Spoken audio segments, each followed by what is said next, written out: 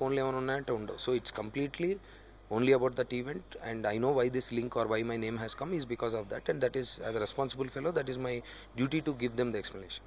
Cinema ఇండస్ట్రీలో మీ పేరైతే ప్రముఖంగా వచ్చింది, మీకు నోటీస్ వచ్చింది అనేటువంటిది ఎలా ఉంది రియాక్షన్? వాళ్ళు ఫోన్ కాల్స్ కానీ మీ ఫాలోయర్స్ కానీ ఎవరు? సార్ నేను ఇండస్ట్రీలో ఒక 13 years నుంచి ఉన్నానండి. 13 yearsలో నేను డ్రంక్ అండ్ డ్రైవింగ్ అనే ఒక తప్పు చేశాను. అప్పుడు నాకు సోషల్గా బాగా బ్యాడ్ వచ్చింది, బాగా బీటింగ్ వచ్చింది. పేరెంట్స్ చాలా ఫీల్ అయ్యారు, నేను కూడా. అంటే మనం చేసే యాక్షన్స్కి రిపర్కషన్స్ అనేవి మనం ఒక్కడమే కాదు. ఇప్పుడు నేను తప్పు చేశాను అనుకో, నువ్వు ఎదవా అని అంటే సర్లేరా అని వెళ్ళుకొని దులుపుకునే పొజిషన్లో మనం లేము, నేను లేను. సో ఒక యాక్టర్గా ఆన్సర్ ఇవ్వాల్సిన వాళ్ళు ఉంటారు, ఒక ఒక కొడుకుగా మా పేరెంట్స్కి ఆన్సర్ ఇవ్వాల్సింది ఉంటుంది, ఒక ఫ్రెండ్కి ఆన్సర్స్ ఇవ్వాల్సింది ఉంటాయి. సో ఇవన్నీ ఆ టైంలో ఆ ఇష్యూ జరిగినప్పటి నుంచి నేను అనేవాడిని జస్ట్ నేను ఇండివిజువల్ కాదు, ఒక రెస్పాన్సిబిలిటీ ఉందనే పద్ధతిలో నేను బిహేవ్ చేస్తున్నాను 100%. తర్వాత మీరు 2-3 ఇష్యూస్ వచ్చినప్పుడు క్లియర్గా మీరు జర్నలిస్ట్, మీకు అన్నీ తెలుసు. సో థర్డ్ టైము నాకు మా పేరెంట్స్ తోటి నేను గృహప్రవేశానికి ఫామ్లో ఎక్కడో వెళ్ళి వస్తే తర్వాత వాళ్ళకి ఆల్కహాల్ పర్మిషన్ లేదని వాళ్ళు చేసిన తప్పుకి వాళ్ళకి ఏదో ఇది జరిగింది. బట్ పొద్దునికల్లా నేను లేచేదలకి నవదీప్ ఫామ్లో రేవ్ పార్టీ బస్ట్ అయిందని చెప్పి న్యూస్ వచ్చింది అంతా. సో ఆ రోజున మా పేరెంట్స్ వాళ్ళకి రిలీజ్ అయింది, అంటే మా వాడు ఎదవా తప్పు చేశాడు అనేది ఎప్పుడూ నిజం కాదు, ఒకసారి జరిగింది. బట్ దాని తర్వాత అంటే బికాస్ దేవర్ దేర్, మా అమ్మ ఉంది అప్పుడు. సో చూసి అరే ఓహో ఇలా ఉంటుందన్నమాట న్యూస్ అంటే అని వాళ్ళకి అప్పుడే అర్థమైంది. సో ఈ రోజున పొద్దునుంచి నాకు ఈ న్యూస్ వచ్చిన తర్వాత నేను మాట్లాడుతున్నప్పుడు మా అమ్మ ఫోన్ చేసి నువ్వు బాగానే ఉన్నావు కదా, నీకు అర్థమవుతుంది కదా ఏం జరుగుతుంది, నీకు తెలుస్తుంది కదా, నువ్వు బాగానే ఉన్నావు కదా, అండ్ షీ ఈజ్ కంఫర్టింగ్ మీ. అలాంటి నిప్పు లేనిదే పొగరాదు అంటే 100% రాదు సార్. నిప్పు లేనిదే పొగరాదు. నిప్పు ఏంటో కూడా చెప్తున్నా కదా, ఆ పర్టికులర్ ఇప్పుడు ఫ్యాక్ట్స్ అనేవి కొన్ని ఉంటాయి. మీరు ఎన్ని క్వశ్చన్లు వేసినా ఈ రోజు నా మీద అలిగేషన్ తప్పనే చెప్తాను, అది నిజమైనా తప్పనే చెప్తా, లేదైనా తప్పనే చెప్తా, ఎవడైనా అదే చెప్తాడు ఆబ్వియస్గా. ఇప్పుడు పిలిచి ఇది ఉందంట కాదండి అని చెప్తా, కానీ ఫ్యాక్ట్ ఉంటుంది. మీకు తెలియంది నాకు తెలియందేమో, లేదంటే పోలీస్ అనే వాళ్ళకి వాళ్ళు పిలిచినప్పుడు అన్నీ కరెక్ట్ మీకు తెలుసు, వాళ్ళు పర్ఫెక్ట్గా ఉంటే ఈ క్వశ్చన్లు ఇవి అని ఉంటాయి, దానికి ఏం ఆన్సర్లు నేను నిజంగా ఏం జరిగిందనేది నేను చెప్తాను. అక్కడితో టాపిక్ అయిపోద్ది, అక్కడితో కరెక్ట్గా ఉంటుంది. బట్ దీని ముందు ఈ స్పెక్యులేషన్స్ ఇప్పుడు మీరు గుచ్చి లేదంటే ఇప్పుడు ఏదైనా ఇన్స్టిగేట్ చేయాలని. కానీ పబ్బులు భయంకరంగా ఉంది. ఇష్టం సార్, నాకు పబ్లు ఇష్టం, నాకు పార్టీలు ఇష్టం, నేను పార్టీల వరకు చేస్తాను. నాకు చిన్నప్పటి నుంచి ఇష్టం, ఇప్పుడు కూడా ఇష్టం ఉంటుంది. ఈ రోజు నా పేరు వచ్చిందని నేను పార్టీ మానేయడం ఉండదు, ఎందుకంటే నేనేం తప్పు చేయలే. అదేనా. సో ఇప్పుడు కానీ పబ్బుల్లో కూడా బాగా డ్రగ్స్ వినియోగిస్తూ ఉంటారు. అంటే హైదరాబాద్లో అది ఇందాక అన్నట్టుగా మేము గోవాలో బాంబేలో చూసిన కల్చర్ హైదరాబాద్లో లేదని మేము చాలా హ్యాపీగా ఫీల్ అవుతాం. ఎందుకంటే సరే పెరిగే వయసులో మనం అది చేసాం ఇది చేసాం అని చెప్పి మేము ఫీల్ అయ్యే వయసు కాదు. ఇప్పుడు 30 ఏళ్ళు వచ్చి ఇప్పుడు నా కజిన్స్ స్కూల్కి వెళ్తారు, నా నెఫ్యూ స్కూల్లో ఉంటారు. 7th 8th క్లాస్ పిల్లలు డ్రగ్స్ తీసుకుంటున్నారంటే తెలిసి ఏమి అనే అంత, అంటే తెలిసి ఊరుకోనో లేదంటే మనం కూడా చేస్తాం కదా సైలెంట్గా ఉందాం అనే అంత బ్యాడ్ పొజిషన్లో నేనైతే లేను డెఫినెట్గా. కానీ ఒక రోల్ మోడల్గా ఉండాల్సిన సినిమా ఇండస్ట్రీ డ్రగ్స్ వ్యవహారంలో బాగా కొంత డ్యామేజ్ అవుతుంది. అంటే ఇప్పుడు లాస్ట్ 1 monthలో మనం పోలీసులు ఇచ్చిన ఇన్ఫర్మేషన్ ప్రకారం దాదాపు 1000 మందిగా 800 900 1000 మంది ఇన్వాల్వ్ అయి ఉన్నారు అనేది లాస్ట్ 1 month నుంచి వస్తుంది న్యూస్. కానీ నిన్న ఈరోజు వచ్చింది ఏంటంటే సినిమా ఇండస్ట్రీకి సంబంధించి ఒక 13 మందికి అంటే 1000 మందిలో 13 మంది మా వాళ్ళు ఉన్నారు. బట్ న్యూస్ మొత్తం వీళ్ళ గురించే, వీళ్ళే అసలు మొత్తం చేసేది, వీళ్ళని చూసి మిగతా వాళ్ళు ఉన్నట్టున్నారు. అది నిజం కాదు. ఇప్పుడు ఏ ఇండస్ట్రీ అయినా ఏదైనా సరే మంచోళ్ళు ఉంటారు, చెడ్డోళ్ళు ఉంటారు, వాడేవాళ్ళు ఉంటారు, వాడినోళ్ళు ఉంటారు, డీలర్స్ ఉంటారు, పెడ్లర్స్ ఉంటారు.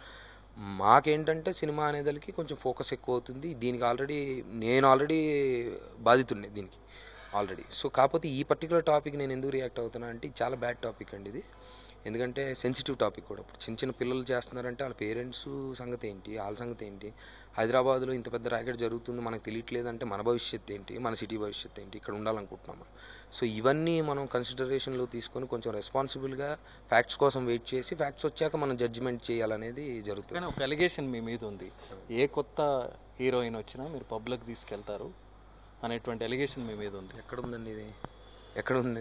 ఏ కొత్త హీరోయిన్ వచ్చినా పరిచయం పేరుతో క్లబ్లోకి తీసుకెళ్తారు, పబ్బుల్లోకి తీసుకెళ్తారు. ఇది ఇంకో వెరీ వెరీ బ్యాడ్ ఎలిగేషన్. అంటే ఎలాగంటే వాళ్ళు ఎయిర్పోర్ట్లో దిగగానే లెక్కించుకొని క్లబ్ తీసుకెళ్తానా, లేదంటే వాళ్ళకి కనుక్కొని ఆ పరిచయం పేరుతో మీరు వాళ్ళను ఇష్టారాజ్యంగా వాడుతారనేటువంటి అలిగేషన్ ఉంది. ఇది చాలా బ్యాడ్ స్టేట్మెంట్ అండి, దయచేసి దీన్ని ఎక్కడ రిపీట్ చేయొద్దు మీరు. ఇది నాకే వినడానికి చాలా బ్యాడ్గా ఉంది. మరి అగ్ర హీరోలు మిమ్మల్ని కాపాడే ప్రయత్నం చేస్తున్నారు. ఒకటి విన్నా పొద్దున ఏంటంటే అగ్ర హీరోలు కాపాడుతున్నారు. ఇప్పుడు ఫ్యాక్ట్ ఏంటంటే there has been an enquiry request, please come and answer the question is the fact between the government and the individual according to the summon. This is the fact.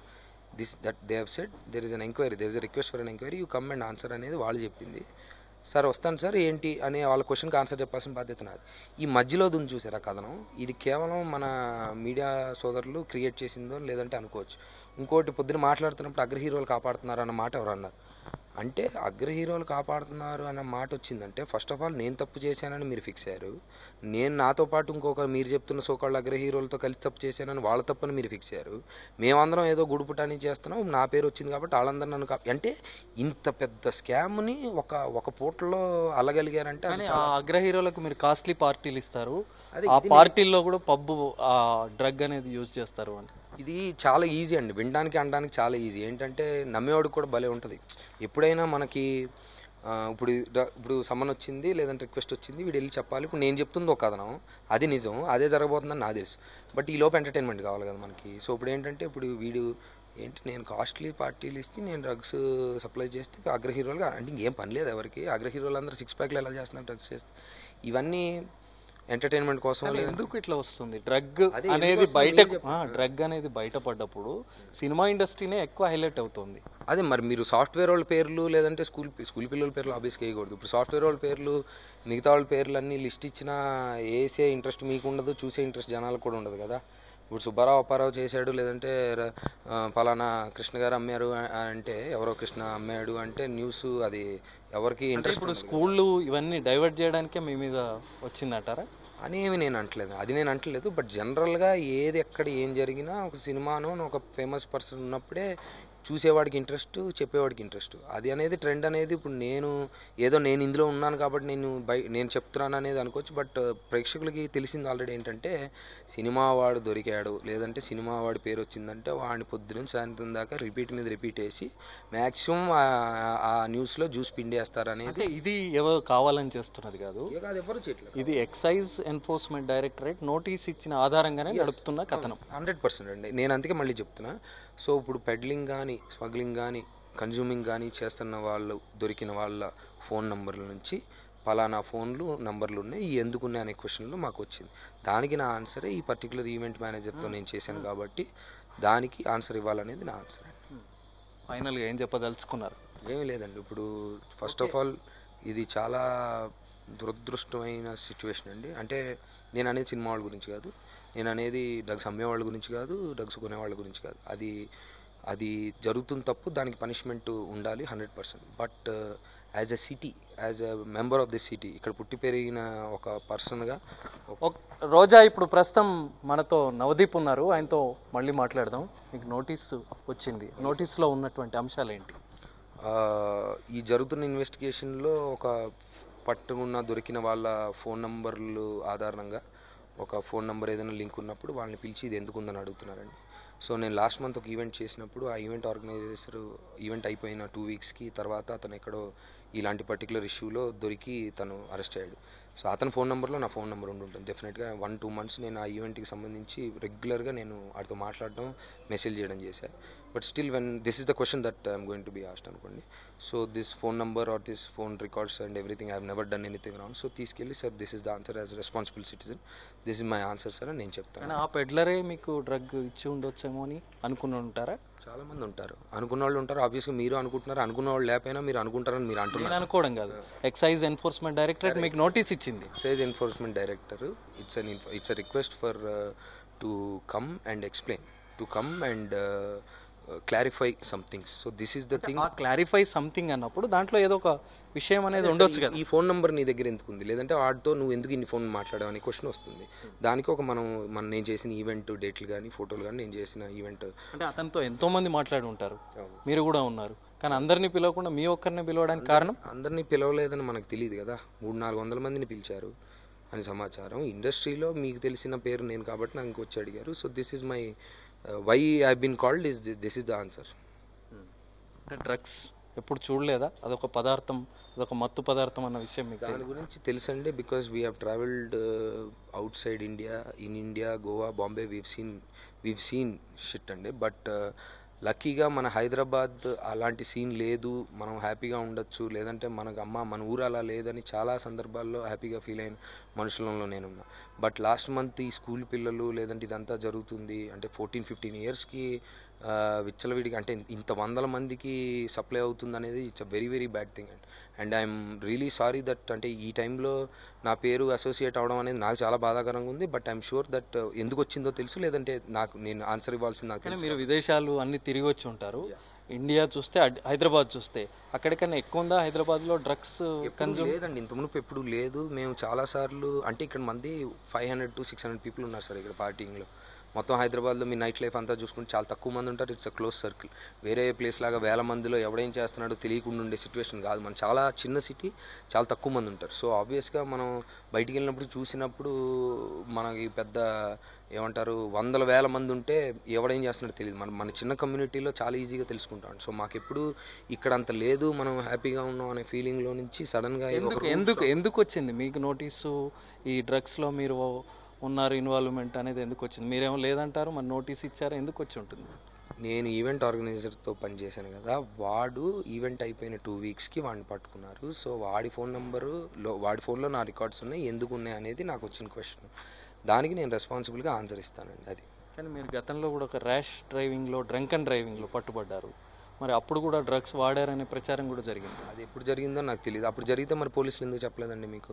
వాళ్ళు ఏమన్నాను కాబట్టి మీరు డ్రంక్ అండ్ డ్రైవ్లో మీరు దొరికారు. డ్రైవింగ్లో నేను చేసిన ఒక 10 years బ్యాక్ నేను చేసిన తప్పు డ్రంక్ అండ్ డ్రైవింగ్ అనేది నా లైఫ్ని అప్పటి నుంచి నేను ఎప్పుడేం జరిగినా లేదంటే ఎక్కడేం జరిగినా లేదంటే ఏదైనా ఒక లింక్ ఉండగలిగింది అనగానే చాలా ఈజీగా వాడు చేసే ఉంటాడు అనే సాఫ్ట్ టార్గెట్ టైప్లో నేనున్నా. సో దాని తర్వాత నేను ఒకసారి ఎప్పుడో ఒక ఫామ్లో గృహ ప్రవేశానికి మా మదర్ తోటి వెళ్ళొచ్చి అది అయిపోయిన తర్వాత పొద్దునకి అక్కడ ఏదో పర్మిషన్ తీసుకోలేదని వాళ్ళు ఎవరితోనో అక్కడ ఇది జరిగిన దానికి పొద్దున నవ్దీప్ ఫామ్ హౌస్ బస్టెడ్ అన్నారు. సో ఏంటంటే నవ్దీప్ పేరు ఈజీగా చెప్పేస్తే ఏదన్నా బ్యాడ్ ఇష్యూలో నమ్మేస్తారు. సినిమా ఇండస్ట్రీలో ఇంతమంది ఉన్నప్పుడు మీ ఒక్క పేరు ఎందుకు వస్తుంటుంది? నాది 3వ సార్లు వచ్చిందండి. ఒకసారేమో నా తప్పు, 2వ సారేమో అది మీడియా తప్పు, ఇది 3వ సారి ఇప్పుడు వచ్చింది ఏంటంటే దీనికి ఎక్స్ప్లెనేషన్ నేను ఇచ్చా. సో ఇంతకంటే ఎక్కువ సార్లు ఏమీ రాలేదు. ఇచ్చే సమాధానం ఏంటి మీరు ఎన్ఫోర్స్మెంట్ డైరెక్టర్?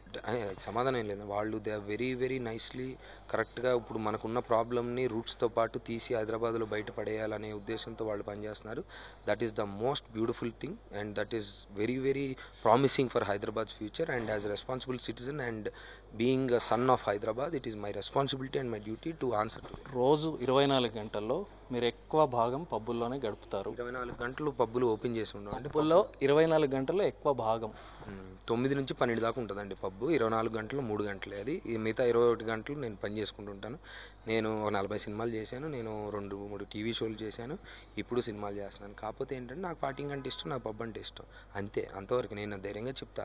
చాలా మంది అగ్ర హీరోలకు మీరు కాస్ట్లీ పార్టీలు ఇస్తారన్న ప్రచారం మీద అదంతా నాకు తెలియదు. అదంతా చాలా బ్యాడ్ ఇన్ఫర్మేషన్ అండి. ఇప్పుడు అది ఏంటంటే ఇప్పుడు police as a government institution they are doing their duty by sending me notice to answer to particular question. నేను యాజ్ అ రెస్పాన్సిబుల్ సిటిజన్ నేను దానికి ఆన్సర్ ఇవ్వాలి.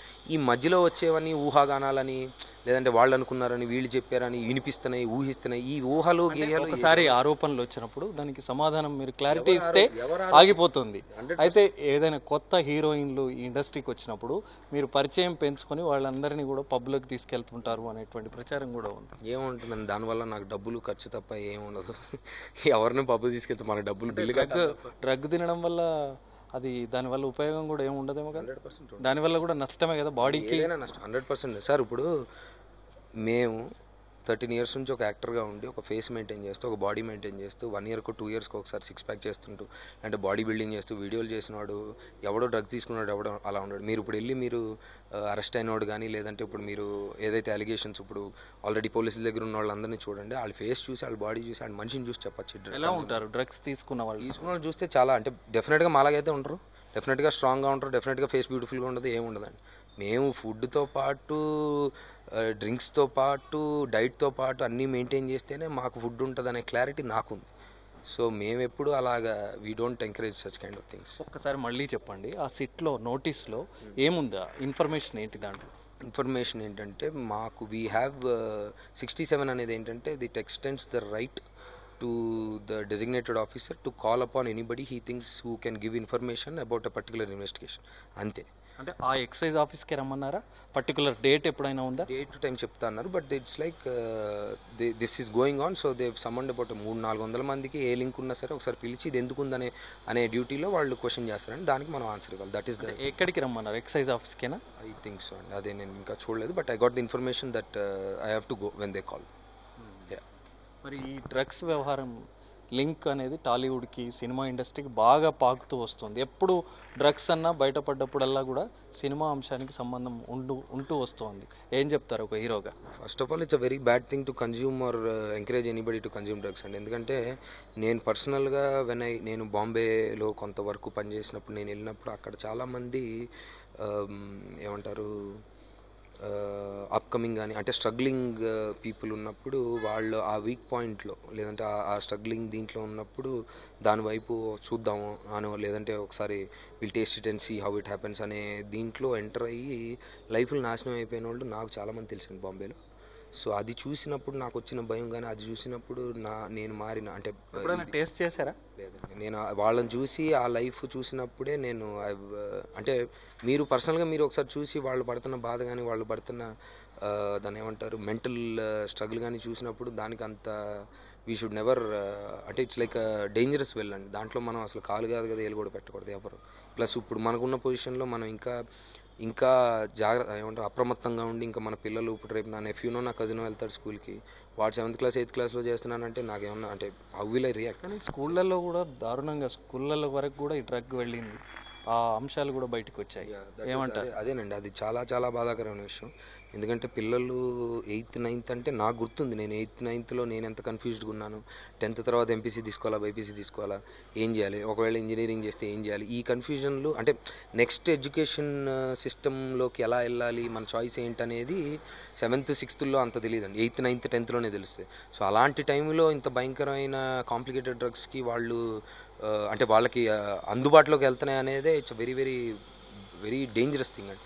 So as responsible citizens, as media, or as an actor, or as a person of Hyderabad, we all should be responsible and do whatever is in our best to help. Okay, మొత్తానికి నోటీసులు అయితే అందాయి. మరి ఆయన రేపు excise enforcement directorate ముందు ఏ రకమైన సమాధానం ఇస్తారు, మరి దానికి తగ్గ అంశాలు ఆ అధికారులు ఏం చూపిస్తారనేది మనం చూడాల్సి ఉంది. Over to studio.